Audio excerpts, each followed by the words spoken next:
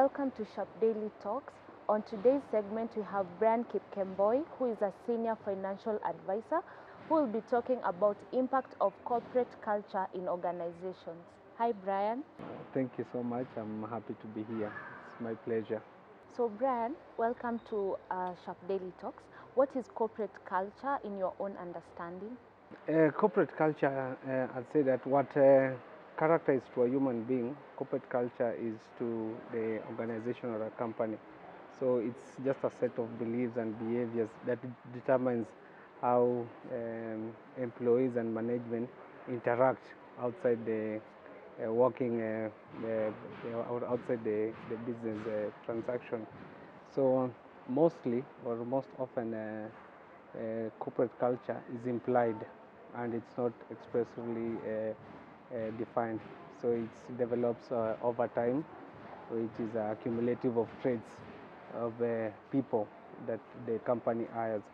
So I'd say that corporate culture is derived from the company's mission, and now this tells the employees who they are and how they work. So that's why there's a need by the company to constantly communicate the same at every stage. Thank you so much for your response. What are some of the ways an organization can create and maintain corporate culture? Yeah, I'd say three things. One is care, of course, caring for the right reasons. And I think it's not really enough that for an organization to say that it cares. It needs to show that it really cares. So two, I'd say, is creating an environment where the employees enjoy working in that space. So we've seen that other office spaces have recreational facilities, others have provided, an enabling environment, especially for newborn mothers with newborn. So that creates a sense of, it makes the employees feel like they really enjoy where they work.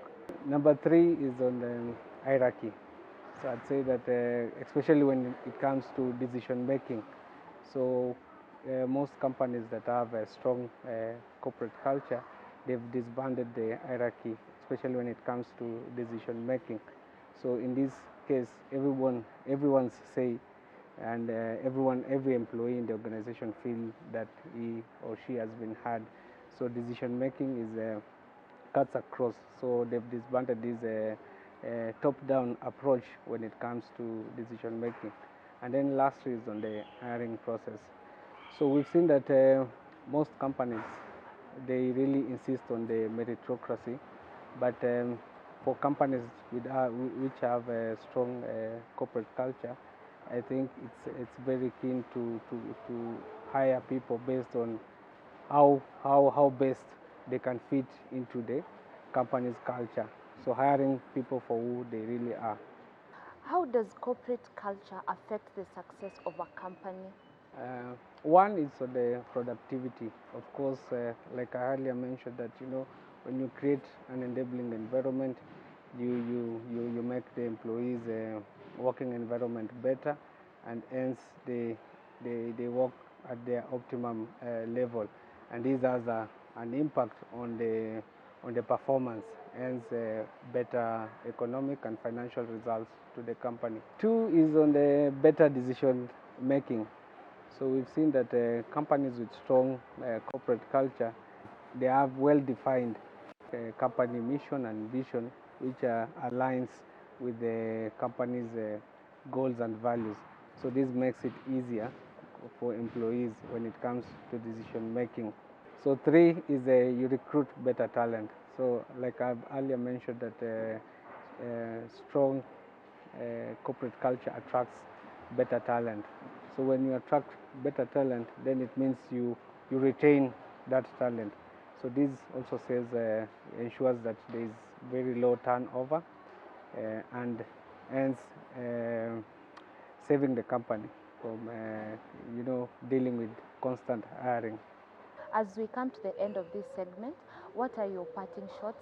I'd say strong corporate culture is an idea that most organizations like to think that they have it, but very few actually do. So we've seen that a lot of organizations really struggle to have a healthy working environment. So I'd say that there's a saying that culture eats strategy for breakfast. So that's not to say that strategy is not important, but having a strong culture and that empowers the employees is the surest way to organization success.